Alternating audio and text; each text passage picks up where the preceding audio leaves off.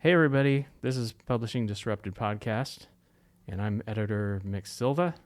And publisher and literary agent David Morris. And we're exploring the ways in which book publishing is changing and how writers can best meet that challenge. And thanks for coming back. Two former Christian publishing industry professionals here learning to navigate massive independent book market.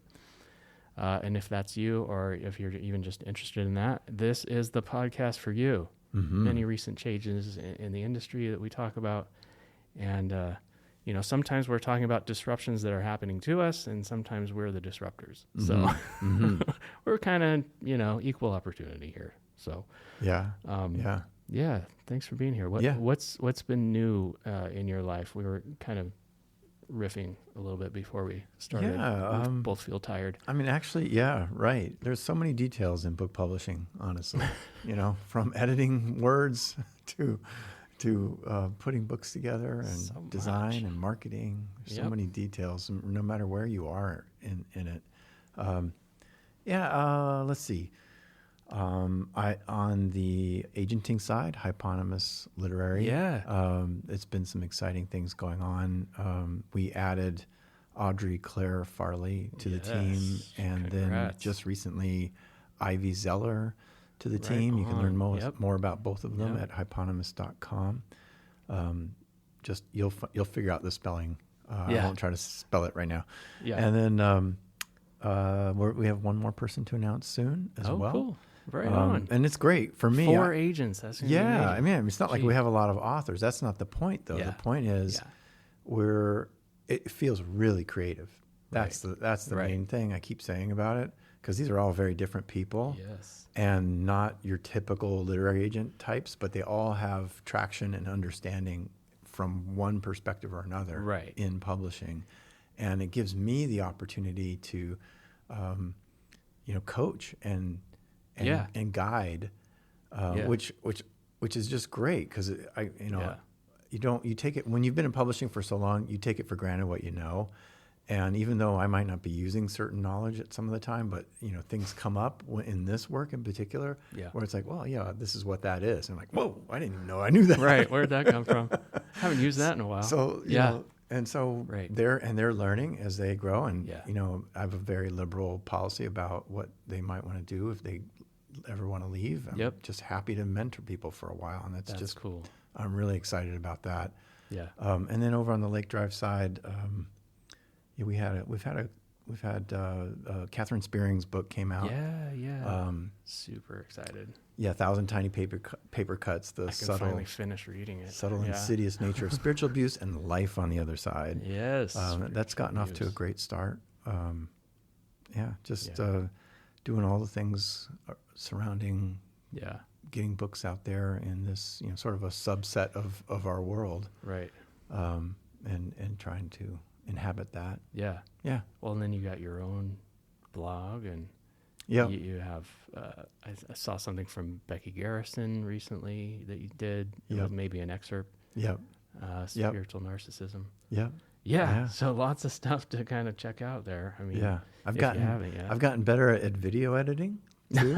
Good. I might be a PhD in religious studies, but I can do video editing. That's becoming increasingly necessary in our line of work. Short video.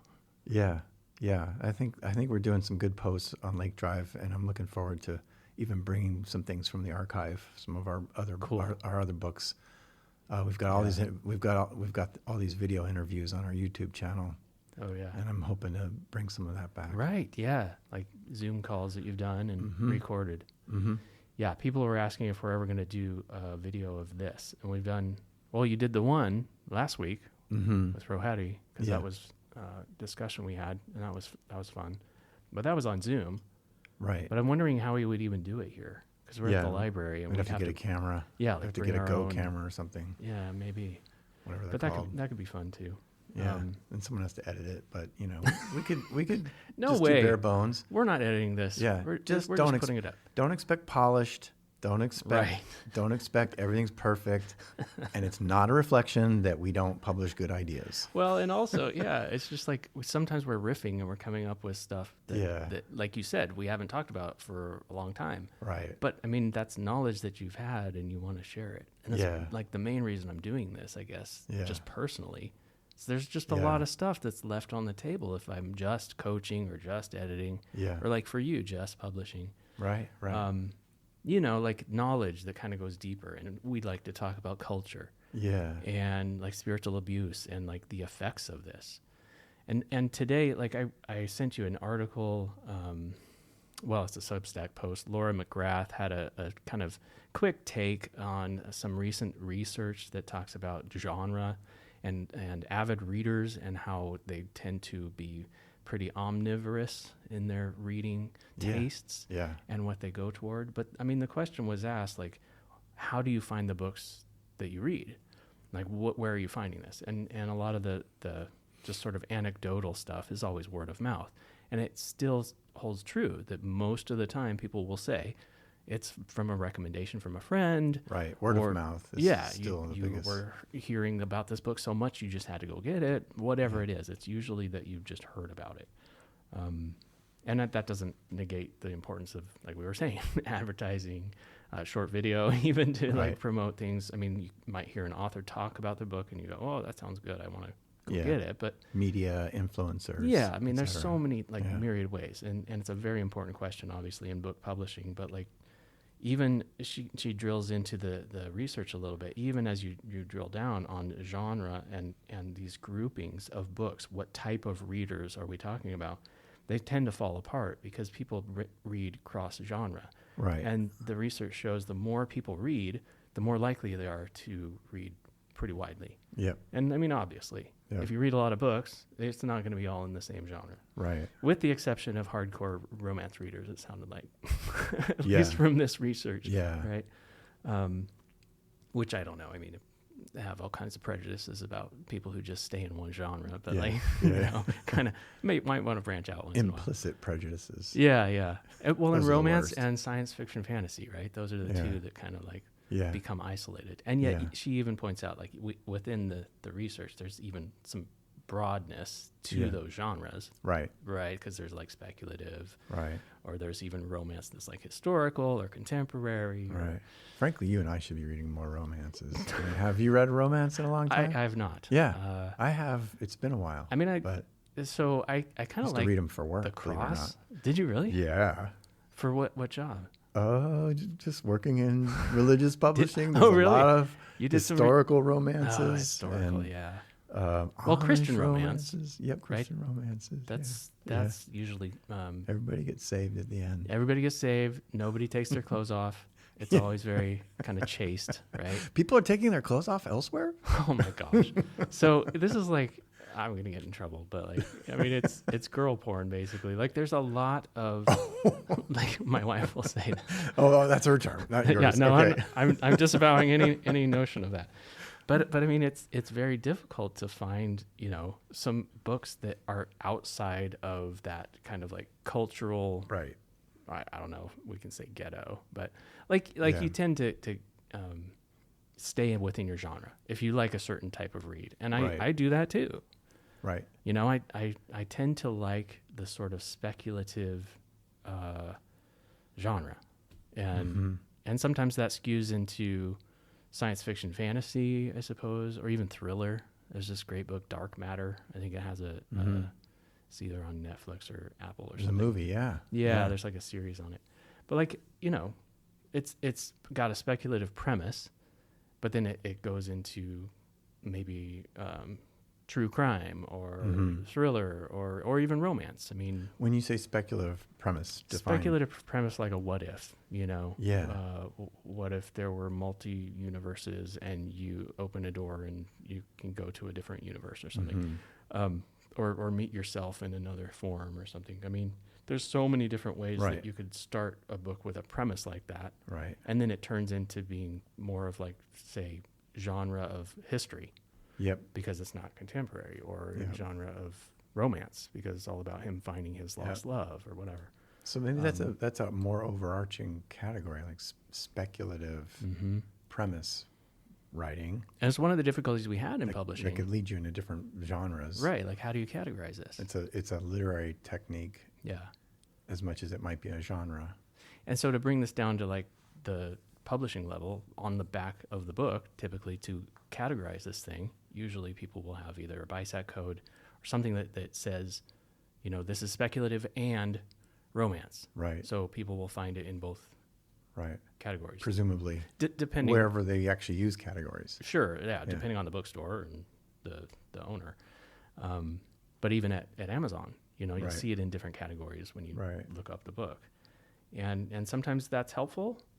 And according to this article, Laura was mentioning, and we should put the notes in the link in the notes. Yep. It's going to be difficult to find the book outside of, one genre or one category. So she's questioning like how helpful ultimately are these categorizations. Yeah. And ultimately saying we overthink them sometimes, and we overthink the readers that belong to them as publishers. We think they're just hanging out in the one category, right? But they're not. There's truth to it, especially for some genres. Yeah, particularly, Yeah, I know. For me, I got really fascinated with Austria in recent years. Right. I won't go into it, but then I was reading an academic history of Austria. Okay. Almost academic anyway. Then I read more of a popular biography of their last key emperor, right, who died in the early 1900s. And I read a novel that my wife found at one of those neighborhood libraries. Translated Austrian novel? No, it was actually written by an English professor here in the States, just about Sisi, the Empress Elizabeth, who was married to this emperor, and her cousin Ludwig II, who built I can never say it right, and I study German, Neuschwanstein in outside of Munich. Oh, cool. The Disney castle. Yeah, I see. Yes. That was actually built in the 1800s, but it's meant to look medieval. The famous looking one. Yeah. Yeah. And he died of an early death, a very mysterious early death, and they were cousins. So that was sort of a what if premise. What would their relationship look like? Yeah, and that was kind of fun. Oh, that's cool. So that one interest led me into those different genres. Right, like, and we all probably have some of those. Yeah. For one reason or another, we just have weird interests, and then we go and look for books it's about them. Yeah, and that's the fun thing is to have. I mean, the weirder you're in. I mean, you don't know why. The more weird interests you have, probably the better off you are. Just go find some, and maybe that's what drives people more than anything else. Honestly, we were talking about literary culture a couple episodes ago, and how difficult it is to define. Yeah, and, I mean, it was based on that Walrus article, which I'm forgetting the name of for now. But we'll put that in the notes too. But we wanted to talk about like how that has to do with like the differences between the Christian market and the general book market as well.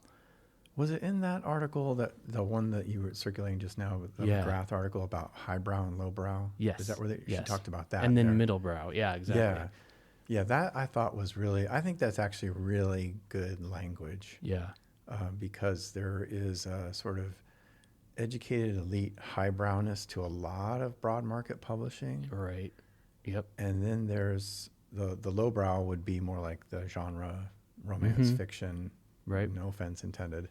And that's just how they're grouped. Yeah. Yeah, and then middlebrow, what would that be? Like some of the there's a lot of self-help going on right now. Yeah. Sort of business self-help type books. It may be research driven, but it's to a popular audience or something like this. Yep. Oliver Sacks gets put in that group sometimes because he's sort of scientific, but he's also going for a popular audience. Right. So right now I'm reading a book. I'm not going to remember the author's name. It's called Self-Made. It's about how we've created images from, she's a PhD in theology too, from Oxford or Cambridge. Okay. But Tara, I'm going to forget her name. Yeah. I'll look it up. But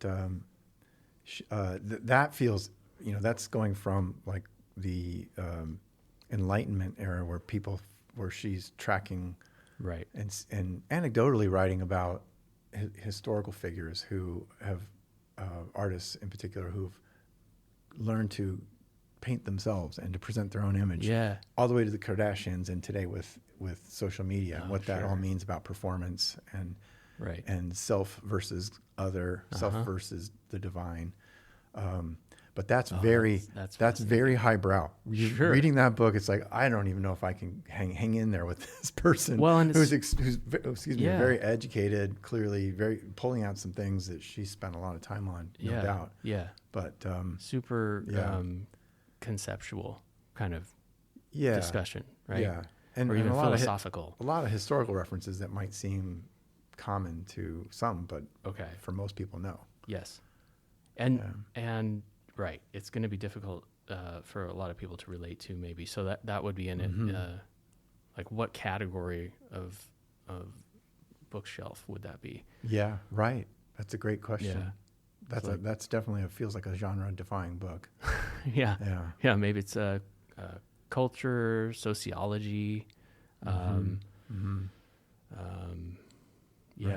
Right. Yeah, and it's difficult. Well, philosophy can be a pretty broad category as well, because there's, I mean, everything from highbrow to lowbrow, right? And highbrow, assumedly, is a little more dense and difficult to read, and is going to be a bit longer. Right. You're going to be reading 600 pages, but it could be philosophy of economics, money. It could be philosophy of anything. Right. So it's a very broad category, but because it's talking about the ideas, right? Thinking about the way we think, or the way we categorize these things is going to be in that philosophy section. So that's going to be a difficult one to categorize anyway. Definitely working in the jobs we've had, there's a highbrow, lowbrow thing going on with like general New York broad market publishing being highbrow. Yes. And what we discovered in what came to fruition in the United States is this massive evangelical Christian publishing movement, the evangelical Christian industrial complex, where when you combine all of the evangelical publishers and their annual revenue compared to the combined of Catholic, Jewish, body, mind, spirit, Eastern religion, whatever categories you want to apply, you can combine all the other spiritual stuff, and it doesn't even come close to the money involved. But that's, and I remember we used to throw around this phrase called heartland publishing. You have the coastal elites, the highbrow coastal elites, putting a lot of stereotypes together, and the flyover states with their lowbrow religious culture, right? And the books and the book publishing that goes along with that, and they're both very complex, social and marketplace structures that, even though they're all about book publishing, they're not the same thing, right? Yeah, and it was funny because the New York houses were all like buying these publishers who are in Heartland, because they're seeing all the money involved. Yeah, there's a lot of money there. And it was always a tension between, in terms of leadership, in terms of hanging out with the big time, the big folks at in the penthouse offices in New York City. No, you're describing my entire career. You're the person from the ghetto showing up. That's right. I actually heard someone from New York Publishing called Christian Publishing the Ghetto. Yeah. Yeah. No, there's even though it's just as big in many ways. Well, and this is why the CBA began, right? In the 50s, at least the story, the way I was told it when I was coming up in about 99, 2000, somewhere around there. Some of my mentors were telling me, I mean, the origination of the Christian book selling industry came because they were being pushed out or relegated to the back shelves in a lot of these bookstores. There was no internet. There was no other way to get your books. You went to the bookstore. Right. And in those bookstores, there was no representation of Christian books. So they started this small, outfit of Christian bookstores that were going to basically exclusively. Was it no representation of Christian books, or was it no representation of conservative evangelical Christian So, books. of course, they're talking about evangelical Christian. Yeah. Sort of like the universities that popped up. Right. Yeah. Yeah, and right, we've read Daniel Vacca's book, Evangelical Industrial Complex. Basically, it's about like identifying that what is called Christian in this country often means evangelical. Yeah. Often means fundamentalist. Yeah.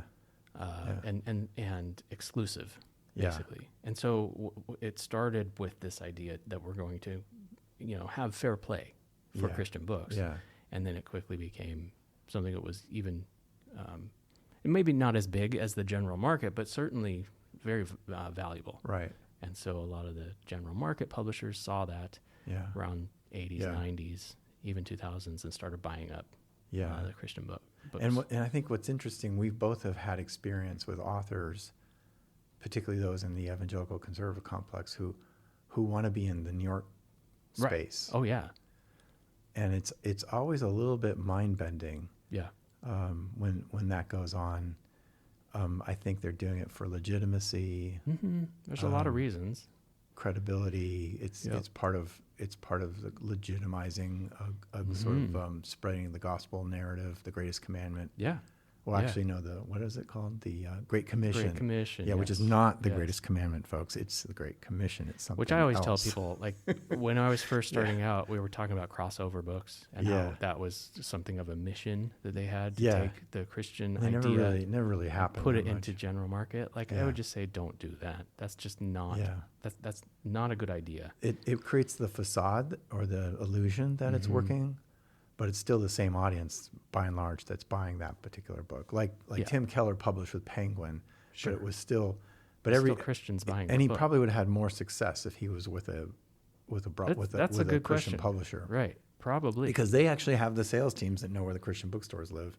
Yeah, and Penguin might have had a semblance of understanding that stuff, but they didn't understand it as innately. Well, right. As the army of salespeople in Christian publishing and the marketing people in Christian publishing. Well, and arguably Keller was helping them more than they were helping Tim Keller, right? Because he's kind of like showing them, here's what the audience is, where they hang out, how to reach them. I think that's probably.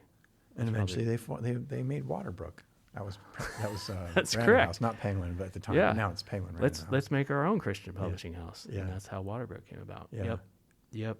I think one thing in terms of getting back to this genre discussion and literary culture discussion, is we've both worked with authors who they want to do a nonfiction book, and then you ask them, well, what do you want to write for your next book? And I've seen this happen a number of times. Well, I think I want to try fiction next. Mm-hmm. And usually as a publisher, I'm like, well, that's a different. It's difficult. It's a different genre.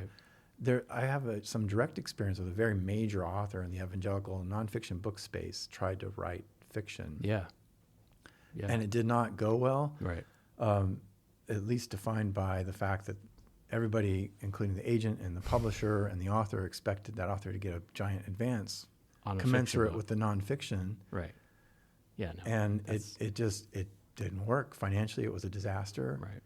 And I mean, the best conclusion I was ever able to come up with was just it's different. It was different audiences. So here we go back to like they're different audiences. There's not as much crossover between his readers weren't necessarily jumping over into fiction, even though he's kind of writing about some of the similar ideas, things. Yeah. Right. Yeah. Yeah. That's a good point.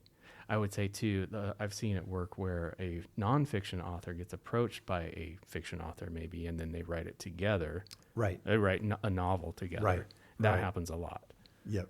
And that's more of a money prospect, I would argue, than it is necessarily that the nonfiction author wanted to write fiction. Right. Or maybe they had wanted to. Right. But they are going to need some help with doing that. Yeah. And so they find the fiction author understands fiction better than the nonfiction author does typically. And it's a prospect to the publishing house to go, we can use the name recognition of the nonfiction author. But why wouldn't a grassroots author do a nonfiction book and then do a fiction book? How would you interpret that? How does that strike you? Write a fiction book themselves after having written nonfiction. Mm-hmm. Yeah, I think that there's probably some prejudice involved there, Mm-hmm. right? Some Mm-hmm. bias in terms of what that nonfiction author is capable of doing. Because if you start as a nonfiction author, fiction and nonfiction are so far apart from each other. It's except where maybe you were a memoirist, and I would say that's different. Uh-huh. If you're writing stories to begin with, it's not quite as much of a jump to start writing fiction, and we've seen that happen with a lot of people over the years, and even there's modern versions. Matt Haig is one that comes to mind. But like if you're writing true nonfiction that's a sort of research driven, maybe it's journalistic form, it's investigative or something, Mm-hmm. and it's informed in that way.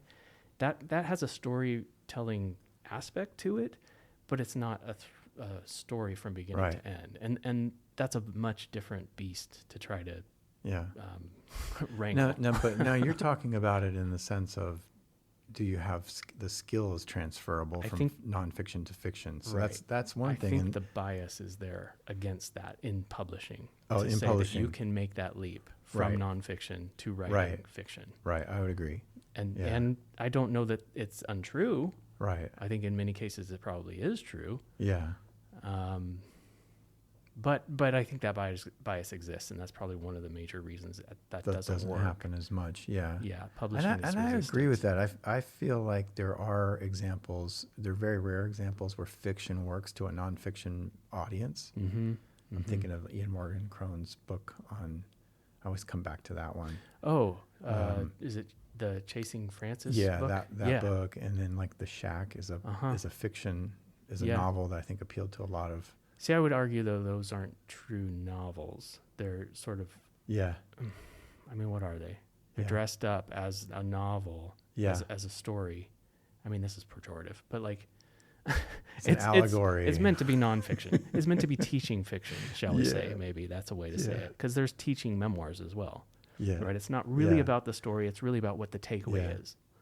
But where my head goes to with that wanting to cross over, it's not just sort of your audience, but it's also your ability to promote the fiction. Yeah. Okay. Which is a totally different game to begin with. Sure.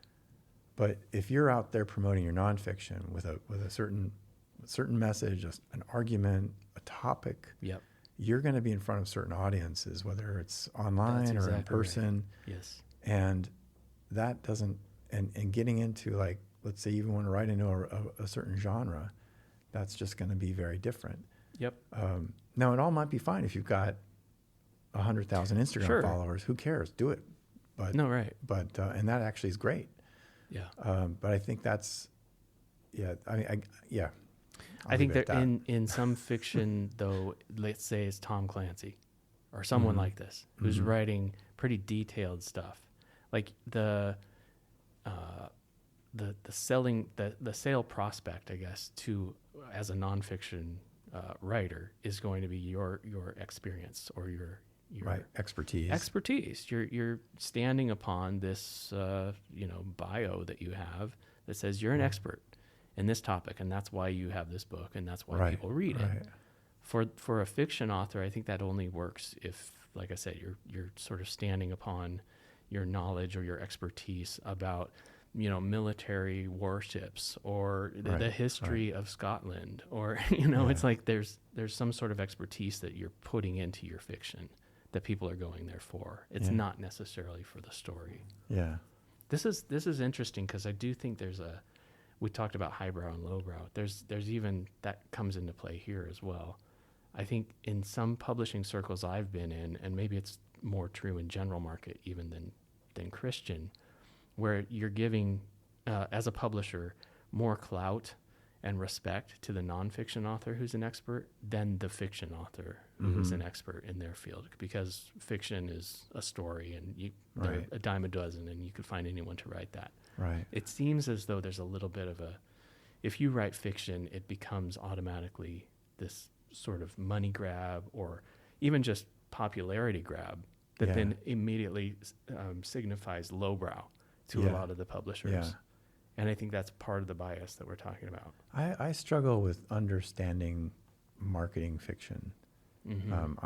Obviously, I probably know more about it than I realize, but I'm so ensconced in marketing nonfiction, and that's so much driven by the authority, the expertise. Yep. You sell the person as much as the book. The person, that's right. Whereas fiction is the author name becomes less. Yeah, a component of it almost doesn't matter to some extent. The why as to buying the book. It's more the genre, more the topic, more the setting. They have enough novels, the author's name doesn't even matter. Right. Yeah. Right. So like a best-selling novel by a debut author is a very rare thing. Right. Perhaps even more rare because there's not much you can do as the author about that. Because unless you really do have a big following for one reason or another. Sure. So that's more based on a book getting really solid sales, distribution, a publisher. That's kind of going back to the old idea of publishing. The publisher really sells it. Yeah. The publisher can help you get publicity. Yeah. And I think that's something that maybe that's more pure about the fiction market space is that you've got, you really are trying to go out there and stump for a book, whether you're a publisher or an author, and let it sell on its own merits, as opposed to what's the author's stature in the culture or what's their following or what have you. But I think it's also more tricky and less guaranteed. Yeah, absolutely. Yeah. And that's why I think that's not even a counterpoint to what you're saying. It's more of an addition. It's like the debut novel is often your best shot at making anybody recognize who you are as a fiction author. I mean that's your calling card in that system. If your debut doesn't do well, you're not going to have another book. Yeah. Conversely, there are the authors who are more independent and they're not really signing with publishers. They're even self-publishing, and they're putting out more books, and they're using their own books as a way to build their platform. Yeah. And it's multiple books over time. That is the secret. Sure. Which isn't that different from a lot of other publishing, to be honest, but it might be happening faster. Of course, people worry that they're writing it with AI, and that's, of course, that's a valid concern, but it's usually just a part of it. Yeah, and novels being written by AI, I think we're still pretty far off from that. I could see nonfiction where that's much more where it's a viable option, where people likely, because people are doing it, but you can tell when you start reading it. Yeah, you can tell, and I would say like fiction rests upon its style and less upon its function. There's a voice that you're trying to evoke in all fiction. And if it doesn't work on that level, it's not going to work. Yeah. So trying to write that through AI, I think that's always going to be a challenge. It's still just limited. And maybe it won't be forever. I mean, obviously, it's growing all the time. Yeah. So an AI-written novel, we're probably, within our lifetime, going to read something like that. But that's whether we know it or not. I know, right? Hopefully we get a government that'll allow us to know that kind of thing and make sure that copyright still matters and all of this. But so far, that's not looking good. I think the thing, like if I had the one thing to say to authors about this is just try to be aware that there are different literary cultures out there. Yeah. Whether they're lowbrow or they're highbrow. Yeah. Or middlebrow, whatever that is. And I think when you're first trying to understand publishing, you've got a book manuscript you want to get out there. You just think naturally, well, people in general are going to want to read this. Yeah. Yeah. But everyone's going to want to. But to think like a business person about your creative work, which every creative person should have most creative people who are successful start to develop a business understanding of their creative work. Then it's important to start learning about these different literary cultures. Yes. That's always going to be an issue. And I think even some people in publishing don't see those different cultures. Absolutely, and they assume things are going to their detriment. Like in that article, that Walrus article, the book Heretic was in there. Right. And the author I've heard her mention this before, that there was some issues with her publisher going through a big change where she didn't get as much promotion as she might have otherwise had. But I look at that book and I go, well, I think it's just really risky. Yeah. This particular book was trying to talk about disenfranchisement in the religious world from a memoir point of view. Right. And the author has writing credentials, more for the higher brow, arguably coastal broad market publishers, general market, but was writing about a background that was with a different literary culture. Yes. And I think More that's tricky. Christian culture. Right. Yeah, to assume that the highbrow culture is going to be interested in this topic that's mostly contained by a different literary culture. Right. And literary culture meaning publishers, types publicists, of books marketers, that they read, influencers. That's right. If you're not, and so. There was a miscommunication there, or misunderstanding. Yeah, I mean that article actually mentioned the size of the person's advance, I think. Yeah, and it was a, significant. It was a big advance. Yeah, and which is what broad market publishers seem to do with. Yeah, and I've done that myself. Paid way too much for something and realized later, I never would pay that much again for that book. Well, you have to win against the other publishers that are bidding sometimes. Yeah, and it's just hard in the amount of time you have to understand what you're working with, and you get excited about something. Or other people around you get excited about it. Yeah, yeah. Sometimes you have money to spend, and you know it's going to be a write-off, and you're toward the end of the year, and you're like, well, we want to win this. But I think as publishing professionals and as authors, discerning what literary cultures you're working with is so key, right? To just satisfaction and success and meaning and understanding your expectations, which is one of the big things in publishing. And like the name of the article, I'm remembering that publishing has a gambling problem. Mm-hmm. Big publishing has a gambling problem. Something like Tajja Isen. Yeah. Right. Basically, just showing that you can.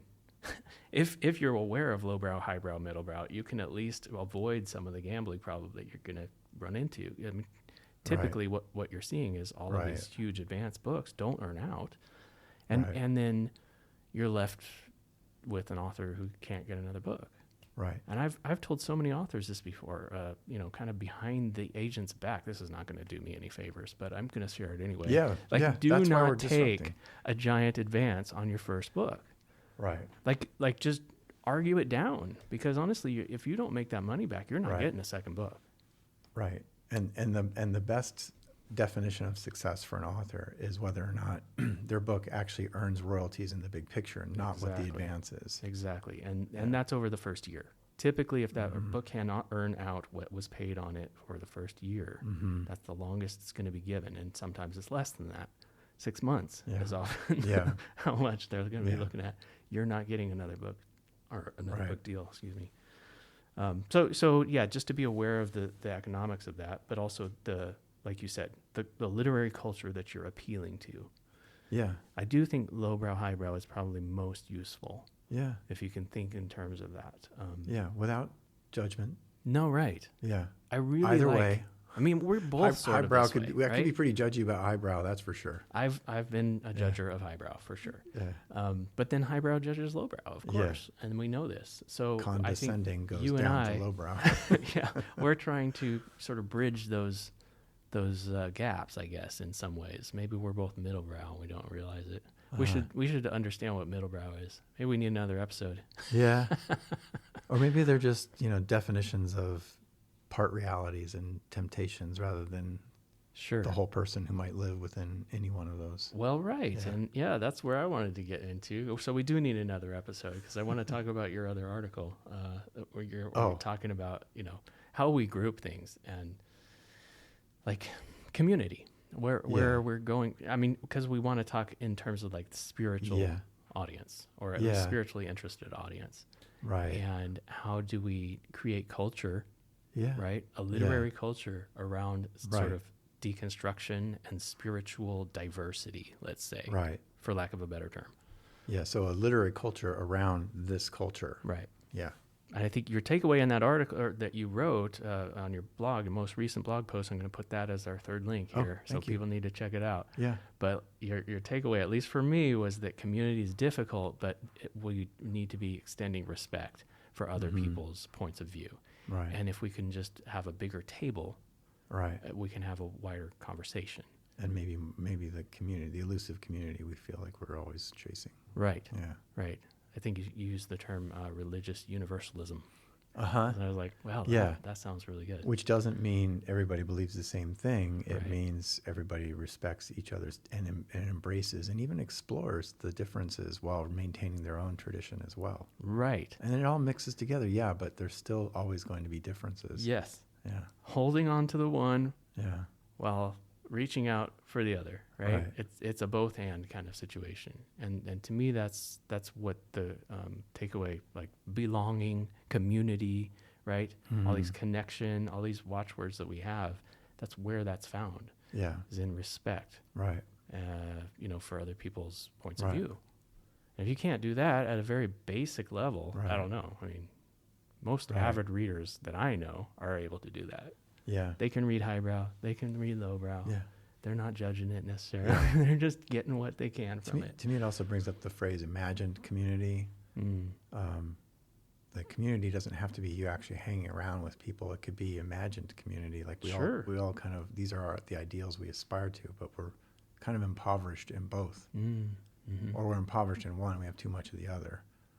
Yeah.